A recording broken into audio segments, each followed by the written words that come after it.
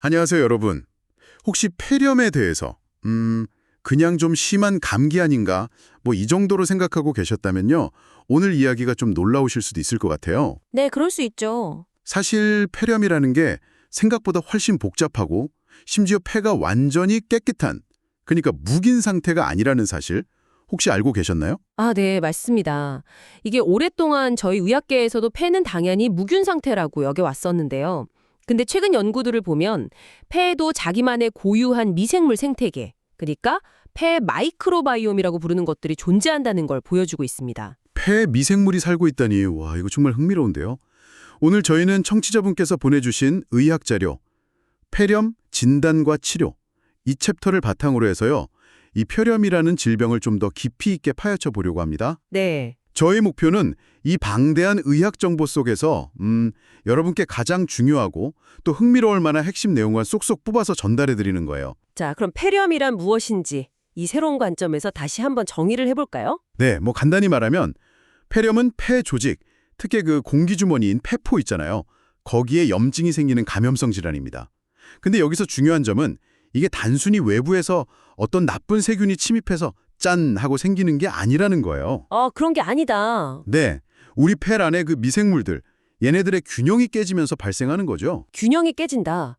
그게 정확히 무슨 뜻인가요? 외부에서 나쁜 균이 들어오는 게 문제가 아니라 뭐 원래 있던 균들의 문제라는 건가요? 약간 그런 느낌인가요? 사실 둘만 영향을 미칩니다. 외부에서 병원균이 들어오기도 하고요.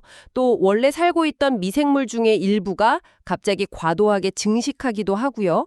우리 폐는 끊임없이 외부 공기를 마시면서 미생물들을 같이 들이마시게 되는데 보통은 기침이나 폐 속의 면역세포 활동 같은 걸 통해서 계속 청소를 하고 있거든요. 네, 그렇죠. 이 들어오는 것과 내보내는 것, 그리고 폐 내부의 환경, 뭐 예를 들면 온도라든지 산소 농도 같은 것들 사이에서 균형이 딱 맞아야 하는데 이게 깨질 때 문제가 생기는 거죠. 아, 예를 들어서 우리가 감기에 걸린 다음에 폐렴으로 좀 진행되는 경우가 있잖아요.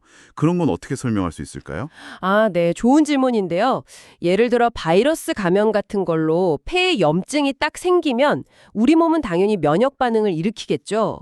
근데 이때 분비되는 여러 물질들, 뭐 사이토카인이라고 부르는 것들이 있는데 이게 오히려 특정 세균, 예를 들면 폐렴구균 같은 것들이 더 잘 자라도록 환경을 만들어줄 수가 있어요. 아, 오히려요? 네, 그러니까 염증이 세균 성장을 막고 또 늘어난 세균이 다시 염증을 더 심하게 만드는 약간 뭐랄까 악순환 고리 같은 게 형성될 수 있는 거죠. 아하, 단순히 세균이 침입하는 것만이 아니라 우리 몸의 반응까지 막 얽히고 설켜서 병이 깊어지는 거군요.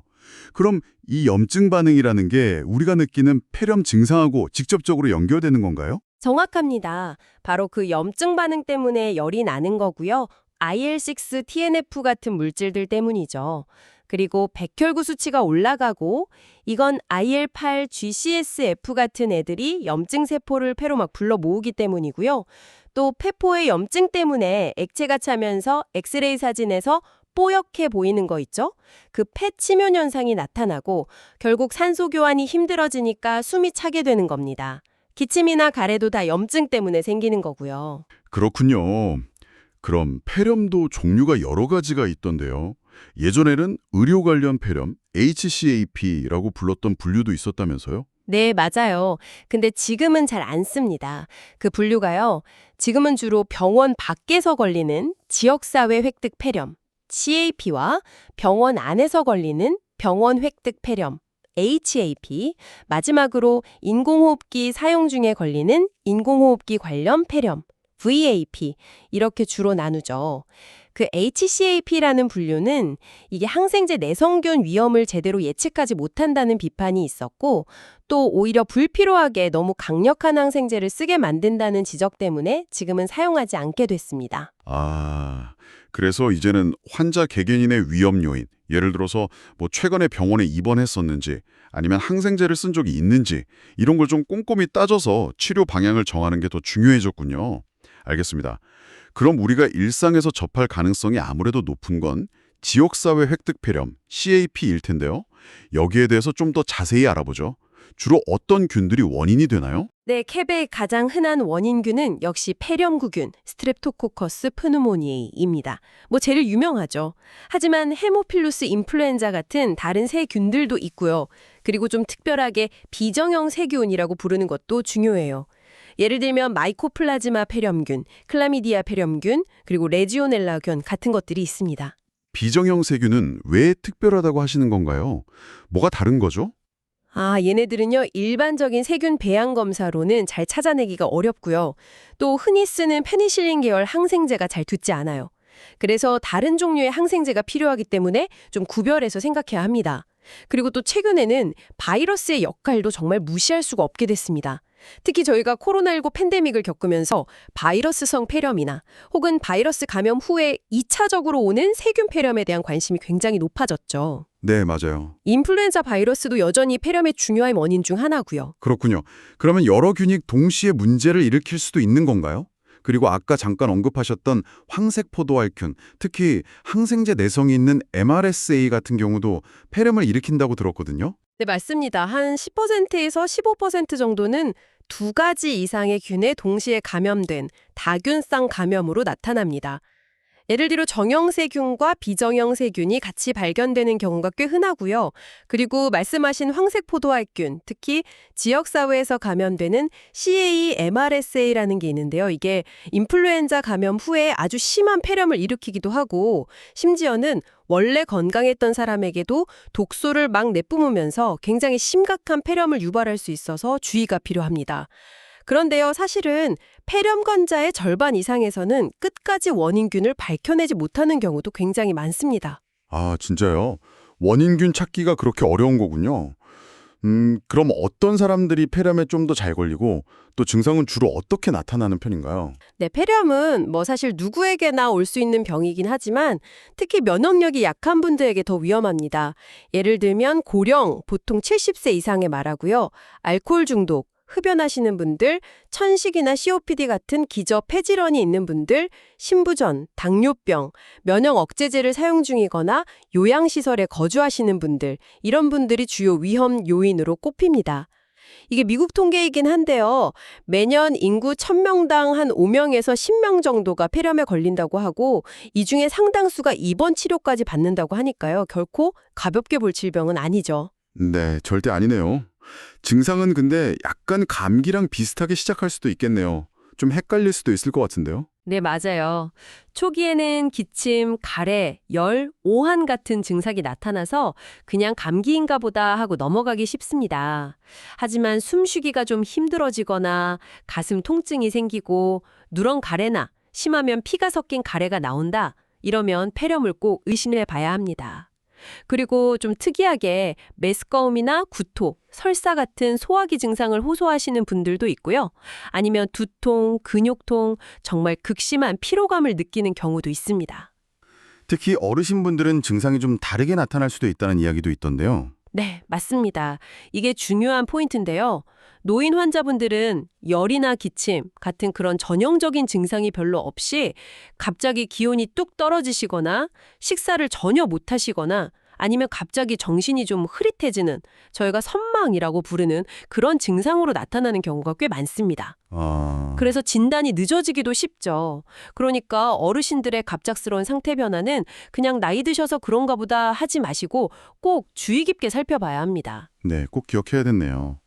자, 그럼 폐렴이 의심될 때 병원에서는 어떻게 진단을 내리게 되나요? 아까 원인균을 찾기 어렵다고 하셨는데 그럼 진단 과정도 좀 쉽지 않겠어요. 네, 맞아요. 진단은 크게 보면 두 단계로 나눌 수 있습니다. 첫째는 이 증상이 진짜 폐렴 때문에 생긴 게 맞나? 이걸 확인하는 거고요. 둘째는 만약 폐렴이 맞다면 원인균은 뭘로 추정할 수 있을까? 이겁니다. 첫 번째 질문에 답하기 위해서 가장 중요한 검사는 역시 흉부 엑스레이입니다. 폐의 새로운 염증 소견, 저희가 침윤이라고 부르는 게 보이는지 확인하는 거죠. 하지만 엑스레이만으로는 폐렴을 확진하거나 다른 질환이랑 감별하기 어려울 때도 분명히 있습니다. 그럼 의사 선생님이 청진기로 폐소리 듣는 거 있잖아요. 그런 것도 진단에 도움이 되나요? 물론이죠. 청진소견이나 다른 신체검진 소견도 당연히 중요합니다. 하지만 그것만 가지고 판단하기에는 정확도가 아주 높지는 않아요. 연구에 따라 다르지만 민감도가 한 58%, 특이도가 67% 정도 된다고 하니까요. 그래서 보통은 폐렴이 의심되는 증상이 있고 엑스레이에서 새로운 폐 치면이 확인될 때 그때 폐렴으로 진단을 내리는 것이 일반적입니다. CT 검사는 엑스레이에서 좀 잘 안 보이는 합병증, 예를 들어 폐에 고름집, 농양이 생겼거나 흉막에 고름, 농흉이 찬 것 같을 때, 아니면 종양 같은 다른 원인이 의심될 때 좀 더 자세히 보기 위해 도움이 될 수 있습니다. 그렇군요. 그럼 이제 두 번째 단계, 원인균을 찾는 건데요. 이게 왜 중요하고 또 어떤 검사들을 주로 하게 되나요? 네. 원인균을 알면 가장 효과적인 항생제를 딱 골라서 쓸 수 있으니까 치료 효과를 높일 수 있고요. 또 불필요한 항생제 사용을 줄여서 내성 위험도 낮출 수 있습니다. 그리고 또 중요한 게 결핵이나 특정 바이러스 감염처럼 격리가 필요한 감염병인지 확인하는 데도 중요하죠. 공중보건 차원에서도요. 하지만 앞에서도 말씀드렸듯이 이게 생각보다 쉽지는 않습니다. 흔히 하는 객담, 그러니까 가래 검사나 혈액 배양 검사를 하기도 하는데요. 이게 양성으로 나오는 비율이 생각보다 낮아요. 아, 그래요? 네, 특히 객담 검사는 침이 섞이지 않은 좋은 검체를 얻기가 좀 어렵고 혈액 배양은 입원한 환자에서도 한 5%에서 14% 정도만 양성으로 나온다고 알려져 있습니다. 생각보다 훨씬 낫네요. 그럼 어떤 검사가 좀 더 유용하게 쓰이나요? 좀 중증 환자거나 특정 균 감염이 강하게 의심될 때는 소변 항원 검사라는 게 있어요. 이걸로 폐렴구균이나 레지오넬라균을 확인할 수 있고요. 또 PCR 검사라고 해서 바이러스나 비정형 세균의 유전 물질, DNA, RNA를 직접 확인하는 방법도 도움이 될 수 있습니다. 특히 PCR은 바이러스 진단에는 이제 거의 표준 검사처럼 쓰이고 있죠. 네, 그렇죠. 하지만 이런 검사들도 모든 환자에게 다 필요한 건 아니고요. 주로 입원 환자나 상태가 좀 심각한 환자에게 선별적으로 시행됩니다. 그래서 결과적으로는 많은 경우에 환자의 증상이나 위험 요인, 또 그 지역 사회에서 어떤 균이 유행하는지 같은 정보들을 종합적으로 고려해서 원인균을 추정하고 치료를 시작하게 되는 경우가 많습니다. 그렇군요. 추정을 해서 시작하는 거군요. 진단만큼이나 중요한 게 치료일 텐데요. 그럼 폐렴 진단을 받으면 무조건 입원을 해야 하는 건가요? 꼭 그렇진 않습니다. 어디서 치료할지를 결정하는 게 굉장히 중요한 첫 단계인데요. 그러니까 외래에서 약 먹으면서 치료할지 아니면 입원을 할지 혹은 더 상태가 안 좋으면 중환자실로 가야 할지 결정하는 거죠. 이건 환자의 상태가 얼마나 심각한지, 합병증 위험은 없는지 이런 것들을 평가해서 결정합니다. 이걸 좀 객관적으로 돕기 위해서 폐렴 중증도 지수 PSI라고 부르는 것과 QRB65라는 점수 체계를 활용하기도 합니다. QRB65는 들어본 것 같아요. 좀 더 간단하다고 하던데요. 네, 맞아요. QRB65는 5가지 항목을 보는데요.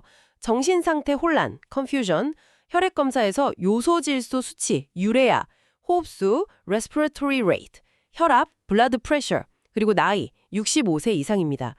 이 항목들을 평가해서 점수가 낮으면 외래 치료를 고려하고 점수가 높으면 입원이나 중환자실 치료를 고려하는 식으로 판단에 도움을 받죠. 물론 이런 점수 말고도 환자분이 집에서 약을 잘 챙겨 드시기 어렵다거나 산소 공급이 필요하다거나 아니면 다른 심각한 동반 질환이 있다거나 하는 좀 실제적인 이유로 입원을 결정하기도 합니다. 네, 그렇겠네요. 자, 입원 여부가 결정되고 나면 이제 항생제 치료를 시작할 텐데 여기서 가장 걱정되는 게 역시 항생제 내성 문제일 것 같습니다. 맞습니다. 항생제 내성은 정말 심각한 문제죠. 전 세계적인 공중보건의 위협이고요. 폐렴의 경우에는 특히 폐렴구균하고 황색 포도알균, 그중에서도 MRSA의 내성이 문제입니다. 폐렴구균 같은 경우는 과거에 아주 흔하게 썼던 페니실린이나 마크로라이드 계열 항생제, 예를 들면 아지스로마이신 같은 약들인데요. 여기에 내성을 보이는 비율이 상당히 높아졌어요. 어휴. 특히 마크로라이드 내성은 일부 지역에서는 40%를 넘는다는 보고도 있어서 이 계열약을 단독으로 쓰기가 좀 어려워진 상황입니다. 그럼 어떤 항생제를 주로 쓰게 되나요? 초기에는 원인균이 정확히 밝혀지기 전이니까 말씀하신 대로 경험적으로 항생제를 선택합니다. 즉 환자의 상태, 나이, 동반 질환이 있는지, 최근에 항생제를 썼는지, 또 살고 있는 지역의 내성 패턴은 어떤지 이런 것들을 다 종합적으로 고려해서요. 가장 가능성이 높은 원인균들을 효과적으로 치료할 수 있을 거라고 예상되는 항생제를 고르는 거죠. 네. 외래 환자 같은 경우 비교적 건강하고 내성 위험 요인이 별로 없다. 그러면 아목시실린이나 독시사이클린 같은 항생제를 먼저 고려해 볼 수 있습니다.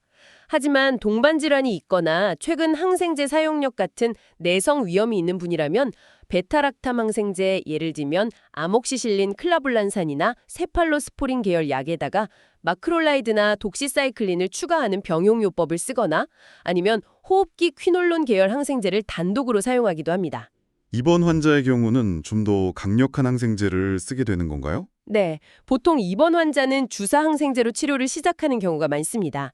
상태가 아주 심각하지 않은 비중증 환자는 베타락탐 항생제랑 마크롤라이드를 같이 쓰거나 호흡기 퀴놀론 단독요법을 주로 사용하고요.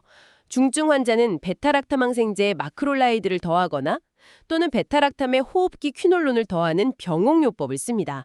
근데 여기서 정말 중요한 게 있어요.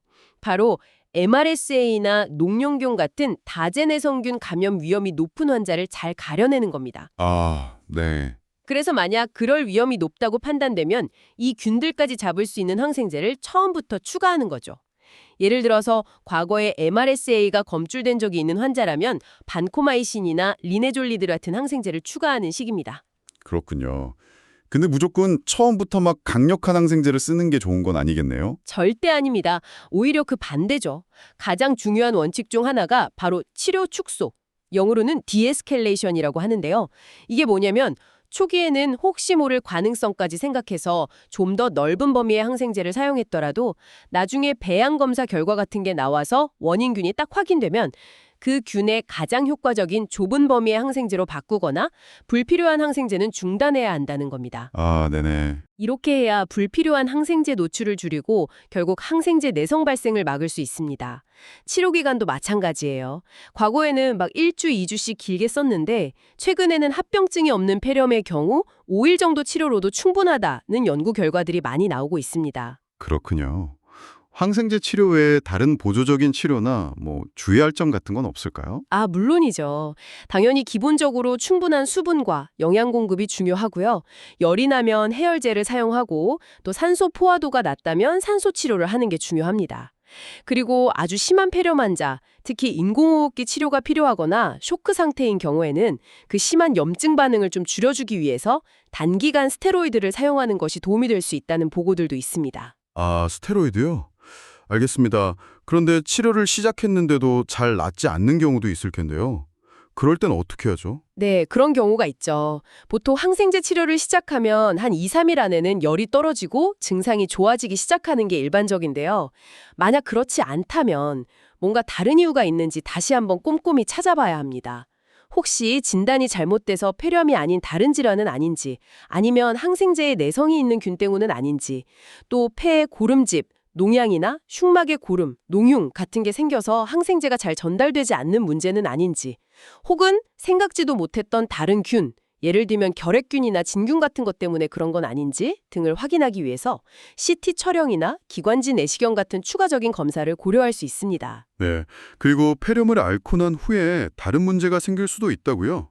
특히 심혈관 질환 위험이 높아진다는 이야기가 있던데요. 이게 좀 걱정이 되네요. 아, 네. 그 점이 최근에 정말 중요하게 부각되고 있는 부분입니다. 폐렴을 앓고 난 후에 특히 고령 환자분들이나 폐렴구균 또는 인플루엔자 때문에 폐렴을 앓았던 경우에요. 심근경색이나 뇌졸중 또는 심보전 악화, 부정맥 같은 심혈관 질환 발생 위험이 단기적으로뿐만 아니라 장기적으로도 증가한다는 연구 결과들이 계속 나오고 있습니다. 폐 감염이 어떻게 심장이나 뇌혈관 문제로까지 이어지는 거죠? 좀 신기한데요? 네, 이게 폐렴으로 인한 그 심한 염증 반응이 단순히 폐에만 머무는 게 아니라 전신에 영향을 미치기 때문으로 생각하고 있습니다. 염증 물질들이 혈액을 타고 돌면서 혈관벽을 손상시키고 또 혈전, 피떡이 더 잘 생기게 만들고 기존에 있던 동맥경화반을 불안정하게 만들어서 터지게 할 수 있다는 거죠. 아, 그리고 또 감염 자체로 인해서 심장이 더 많은 일을 해야 하니까 부담이 증가하는 것도 원인이 될 수 있고요. 와, 정말 중요한 지적이네요. 폐렴이 폐만의 문제가 아니라는 거군요. 그럼 마지막으로 병원 안에서 발생하는 폐렴, 그러니까 병원 획득 폐렴, HAP나 인공호흡기 관련 폐렴, VAP는 우리가 지금까지 주로 얘기했던 지역사회 폐렴, CAP하고는 어떻게 다른가요? 간단하게라도 좀 짚어주시죠. 네, 가장 큰 차이점은 역시 원인균과 항생제 내성 문제입니다. 병론 환경, 특히 중환자실 같은 곳에는 일반 지역사회와는 비교가 안 될 정도로 항생제의 내성을 가진 균들이 많거든요. 그래서 HAP나 VAP는 치료가 훨씬 더 까다롭습니다.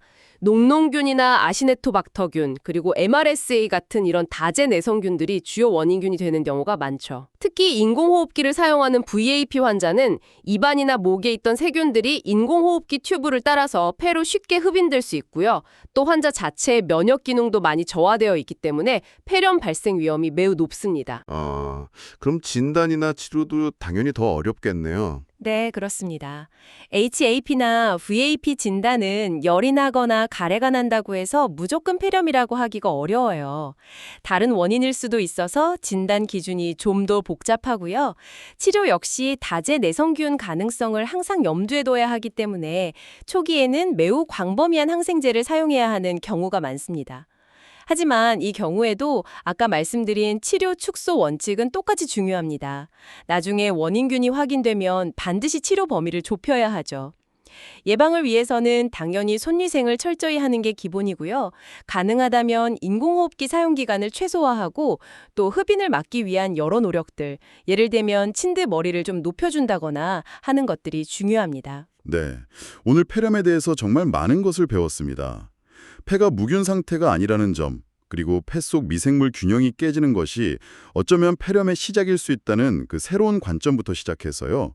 원인균이 정말 다양하다는 것, 그리고 환자 개개인의 위험 요인을 평가하고 항생제 내성을 고려하는 그런 맞춤형 진단과 치료 전략이 얼마나 중요한지까지. 특히 폐렴이 단순히 폐만의 문제가 아니라 심혈관계에도 영향을 미칠 수 있다는 점은 정말 꼭 기억해야 할 것 같습니다. 네, 맞습니다. 오늘 저희가 나눈 이야기들이 여러분께서 폐렴이라는 질병을 좀 더 깊이 있게 이해하시는 데 도움이 되고 또 혹시 모를 상황에 잘 대비하시고 더 나아가서는 예방접종의 중요성을 다시 한번 생각하시는 그런 계기가 되었으면 하는 바람입니다. 네, 마지막으로 청취자분께 생각해볼 질문을 하나 던져드리면서 마무리할까 하는데요. 방금 이야기 나눴던 폐렴과 심혈관 질환 사이의 그 연관성을 고려해 볼 때 이것은 우리 몸의 염증 반응과 만성 질환이 서로 어떻게 연결되어 있는지에 대해서 과연 무엇을 말해주는 걸까요? 그리고 이러한 이해가 앞으로 폐렴 환자의 치료나 혹은 장기적인 관리 방식을 어떻게 바꿀 수 있을지에 대해서 한 번쯤 고민해 보시면 어떨까 싶습니다. 네, 아주 좋은 질문입니다. 감염병이라는 게 단순히 해당 장기의 문제를 넘어서서 우리 몸 전체의 건강, 그리고 장기적인 예후에까지 영향을 미친다는 점에 대해서 우리가 좀 더 깊은 관심을 가질 필요가 있다는 그런 메시지일 수 있겠네요. 네, 오늘 심층 분석은 여기까지입니다. 함께해 주셔서 감사합니다.